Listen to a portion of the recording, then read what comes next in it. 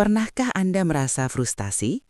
Sudah berobat, pantang makan, disiplin olahraga, tapi kadar gula darah masih saja seperti roller coaster, naik turun tak terkendali.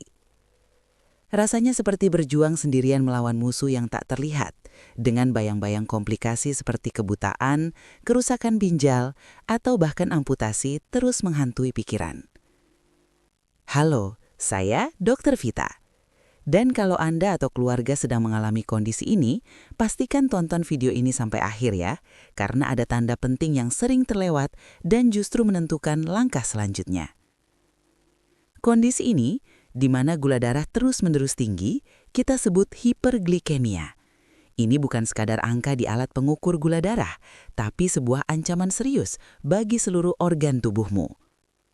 Bayangkan saja, darahmu mengalir membawa glukosa yang terlalu pekat, seperti air gula kental yang terus-menerus mengikis dan merusak pembuluh darah kecil, serta saraf-saraf halus di seluruh tubuh. Akibatnya, fungsi organ vital seperti ginjal, mata, jantung, dan sistem saraf bisa terganggu secara perlahan tapi pasti. Kerusakan ini tidak terjadi dalam semalam, tapi menumpuk seiring waktu, seringkali tanpa gejala berarti di awal, sampai akhirnya kamu baru menyadari saat sudah terlambat. Ini yang membuat hiperglikemia sangat berbahaya, diam-diam merusak tanpa kamu sadari hingga mencapai titik kritis. Rasa cemas dan putus asa itu wajar, dan kamu tidak sendirian merasakannya. Tapi tahukah kamu, tubuhmu itu cerdas. Ia punya cara untuk membisikkan tanda-tanda awal ketika ada yang tidak beres, terutama saat gula darah mulai mengganggu. Dan kalau pembahasan seperti ini terasa penting, silahkan klik like agar lebih banyak orang bisa mendapat edukasi kesehatan yang benar. Seringkali kita terlalu sibuk atau mengabaikan bisikan-bisikan itu, menganggapnya sepele atau bagian dari kelelahan biasa. Jadi tetap ikuti sampai akhir dan jangan lupa subscribe supaya Anda tidak ketinggalan pembahasan penting seputar ginjal, diabetes, dan vitalitas pria. Pernahkah kamu merasa sangat haus yang tak kunjung hilang, disusul dengan sering buang air kecil bahkan di malam hari sampai mengganggu tidur? Ini disebut polidipsia dan poliuria.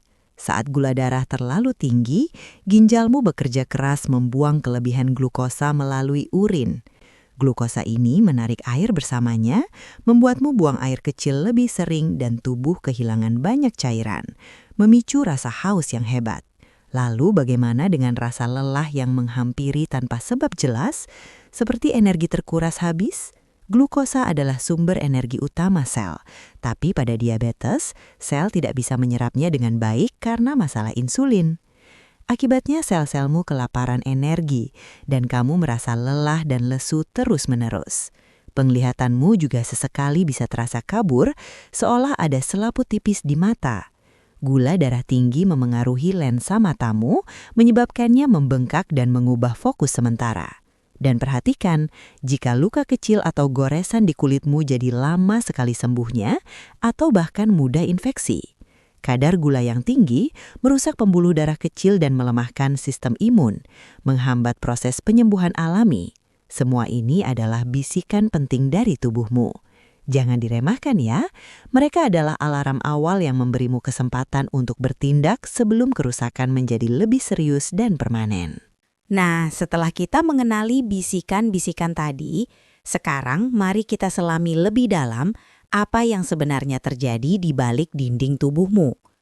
Bayangkan saja, tubuhmu itu seperti rumah dengan banyak kamar, dan setiap kamar membutuhkan energi, yaitu glukosa atau gula. Untuk bisa masuk ke dalam kamar, glukosa ini butuh kunci. Nah, kunci inilah yang disebut insulin. Insulin adalah hormon yang diproduksi oleh kelenjar pankreas. Ibaratnya satpam yang memegang kunci untuk membuka pintu sel agar glukosa bisa masuk dan diubah menjadi energi. Pada diabetes, ada dua skenario utama. Pertama, ibaratnya pankreasmu sebagai pembuat kunci itu berhenti memproduksi kunci sama sekali atau jumlahnya sangat sedikit. Ini yang umumnya terjadi pada diabetes tipe 1. Sel-sel kelaparan karena glukosa tidak bisa masuk dan menumpuk di aliran darah. Skenario kedua, dan ini yang paling sering terjadi pada diabetes tipe 2, Bukan kuncinya yang tidak ada, tapi gemboknya yang rewel. Kunci insulin memang ada, bahkan kadang banyak, tapi pintu sel sudah berkarat atau kurang responsif. Jadi insulin tidak bisa membuka gembok sel dengan efektif. Ini yang kita sebut resistensi insulin. Glukosa tetap saja menumpuk di darah, tidak bisa masuk ke dalam sel. Akibatnya sama, baik karena kekurangan kunci atau gembok yang rusak. Glukosa tetap tinggi di darah, sementara sel-sel tubuh menjerit kelaparan energi. Inilah mengapa penting untuk memahami akar masalahnya, bukan sekadar melihat gejalanya saja. Nah, kalau glukosa itu terus-menerus tinggi di aliran darahmu, ibaratnya kamu membiarkan racun terus beredar di seluruh tubuh. Glukosa yang berlebihan ini akan mulai menempel pada protein dan sel, menciptakan produk akhir glikasi lanjutan atau advanced glycation end products. Ini akan merusak dinding pembuluh darah, terutama pembuluh darah kecil yang sangat halus dan juga serabut-serabut saras di seluruh tubuh. Bayangkan saja, pembuluh darahmu yang seharusnya licin dan lentur itu menjadi kaku, menebal, dan menyempit. Akibatnya aliran darah terhambat, oksigen dan nutrisi tidak bisa sampai ke jaringan dengan baik. Di ginjal, pembuluh darah kecil yang bertugas menyaring darah itu akan rusak, menyebabkan nefropati diabetik, yang jika dibiarkan bisa berujung pada gagal ginjal dan cuci darah. Di mata, pembuluh darah halus di retina juga rusak, memicu retinopati diabetik yang perlahan bisa merenggut penglihatanmu, bahkan sampai kebutaan. Belum lagi saraf-sarafmu. Tingginya kadar gula merusak lapisan pelindung saraf dan mengganggu sinyal listriknya. Ini yang kita sebut neuropati diabetik. Kamu bisa merasakan kesemutan, nyeri, atau yang paling berbahaya, hilangnya sensasi, terutama di kaki.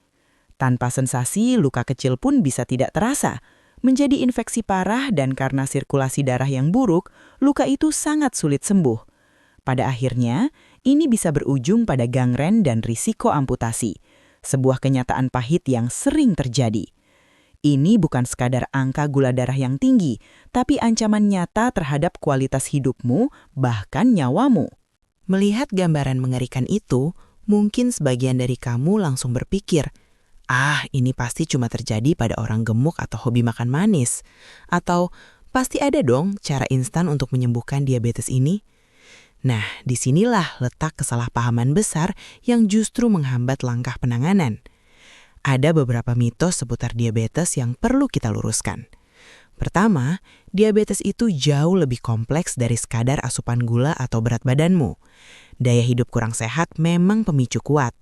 Namun, genetik, riwayat keluarga, usia, etnis tertentu, kondisi medis lain seperti PCOS, bahkan stres kronis juga berperan.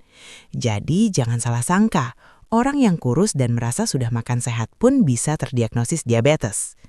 Kedua, dan ini paling krusial, anggapan diabetes bisa sembuh total secara instan, apalagi hanya dengan rebusan daun seperti yang sering beredar.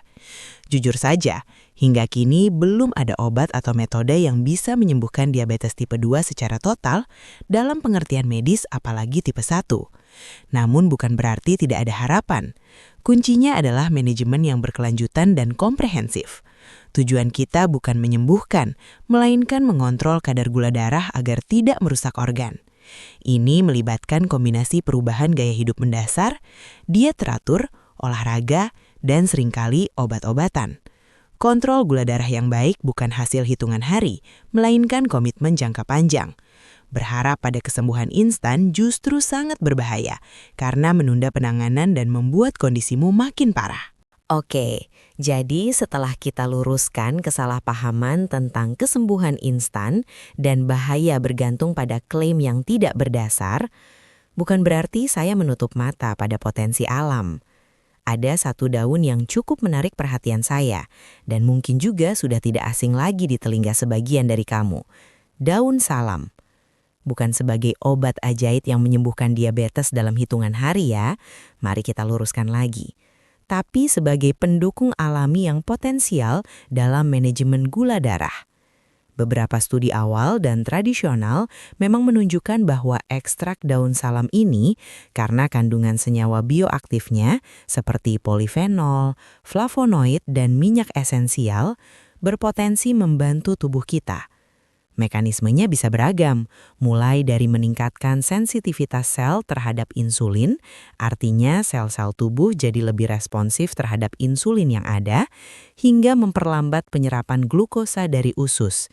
Ini bisa berdampak pada stabilisasi kadar gula darah postprandial atau setelah makan, dan secara umum membantu menurunkan kadar gula darah puasa, meski efeknya cenderung ringan dan bersifat komplementer. Penting sekali untuk diingat, ini bukan pengganti obat-obatan medis yang diresepkan dokter atau perubahan gaya hidup fundamental. Daun salam atau ramuan herbal lainnya hanyalah pelengkap yang bisa kamu pertimbangkan setelah berkonsultasi dengan dokter, terutama jika kamu sudah menjalani pengobatan. Jangan pernah menghentikan pengobatan dokter hanya karena mendengar klaim daun ajaib ini. Pendekatan terbaik tetaplah holistik dan terpantau secara medis. Jadi, bagaimana sih sebenarnya daun salam ini bisa memberikan efek positif pada gula darah kita? Sederhananya begini, dalam daun salam itu terkandung berbagai senyawa bioaktif yang menarik, seperti polifenol, flavonoid, dan beberapa minyak esensial. Nah, senyawa-senyawa inilah yang diduga menjadi aktor utama di balik potensi daun salam. Salah satu mekanisme utamanya adalah kemampuannya dalam meningkatkan sensitivitas sel tubuh terhadap insulin. Bayangkan insulin itu seperti kunci, dan sel-sel tubuh kita adalah pintu. Pada penderita diabetes tipe 2, seringkali pintu-pintu ini jadi agak macet atau kurang responsif terhadap kunci insulin. Senyawa dalam daun salam ini diperkirakan bisa membantu melumasi pintu itu, membuat sel-sel kita lebih peka dan mudah menerima glukosa dari darah. Dengan begitu, kadar gula darah bisa lebih stabil karena glukosa lebih efisien masuk ke dalam sel untuk energi. Selain itu, beberapa penelitian juga mengindikasikan bahwa daun salam bisa membantu memperlambat penyerapan glukosa di usus. Artinya, setelah kita makan, gula dari makanan tidak langsung membanjiri aliran darah secara cepat. Proses penyerapan yang lebih lambat ini akan mencegah lonjakan gula darah yang drastis, terutama setelah makan besar. Ini tentu sangat membantu dalam menjaga stabilitas gula darah sepanjang hari. Tentu saja, efek ini bersifat komplementer dan tidak sekuat obat-obatan medis yang spesifik untuk tujuan tersebut. Tapi ini menunjukkan ada dasar ilmiah mengapa banyak orang merasakan manfaat dari daun ini sebagai pendukung. Lalu, bagaimana cara menggunakannya sebagai pendukung? Untuk mendapatkan manfaatnya, Anda bisa merebus sekitar 10 hingga 15 lembar daun salam segar atau kering dengan 3 gelas air hingga airnya menyusut menjadi 1 gelas. Setelah dingin, saring, dan Anda bisa mengkonsumsi rebusan ini 1 kali sehari, idealnya sebelum makan pagi atau malam. Konsistensi memang kunci dalam melihat potensi efeknya, jadi cobalah rutin selama beberapa minggu. Namun, ini adalah bagian paling penting yang harus selalu diingat. Rebusan daun salam ini hanyalah pendukung, bukan pengganti obat diabetes yang sudah diresepkan dokter. Saya sangat menekankan, jangan pernah menghentikan atau mengubah dosis obat diabetes Anda tanpa konsultasi dengan dokter. Daun salam bisa menjadi teman perjalanan Anda dalam upaya mengelola gula darah. Tapi, keputusan medis tetap ada di tangan dokter yang memahami riwayat kesehatan Anda secara menyeluruh. Meskipun umumnya aman, beberapa orang mungkin mengalami efek samping ringan seperti gangguan pencernaan. Jika Anda memiliki kondisi medis tertentu, terutama masalah ginjal atau hati, atau sedang mengkonsumsi obat-obatan lain yang bisa berinteraksi, sangat disarankan untuk berkonsultasi terlebih dahulu dengan dokter Anda sebelum mencoba. Tujuannya adalah untuk membantu tubuh Anda bekerja lebih efisien dalam mengelola gula darah, bukan untuk menyembuhkan secara instan atau menggantikan terapi medis yang sudah terbukti. Gunakan ini sebagai bagian dari gaya hidup sehat yang terintegrasi, bukan solusi tunggal. Jadi teman-teman, intinya adalah jangan pernah merasa putus asa dengan diabetes. Meskipun daun salam ini hanya pendukung, dia bisa menjadi salah satu bagian dari strategi besar untuk mengembalikan kendali atas kesehatan Anda. Secara medis, beberapa penelitian menunjukkan bahwa senyawa aktif dalam daun salam seperti flavonoid dan polifenol memiliki potensi untuk membantu tubuh meningkatkan sensitivitas terhadap insulin. Ini artinya sel-sel Anda bisa merespon insulin dengan lebih baik sehingga gula dari darah bisa masuk ke dalam sel untuk dijadikan energi dengan lebih efisien. Selain itu, ada juga indikasi bahwa daun salam bisa membantu memperlambat penyerapan glukosa di usus setelah makan, mencegah lonjakan gula darah yang drastis.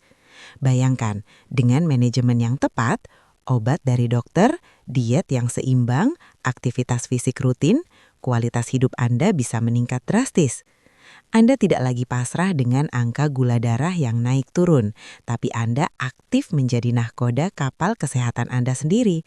Ini bukan tentang janji sembuh instan, tapi tentang harapan nyata untuk hidup lebih baik, lebih bertenaga, dan meminimalkan risiko komplikasi.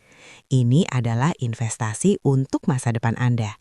Kendali itu ada di tangan Anda, dan saya tahu Anda mampu melakukannya. Tetap semangat ya!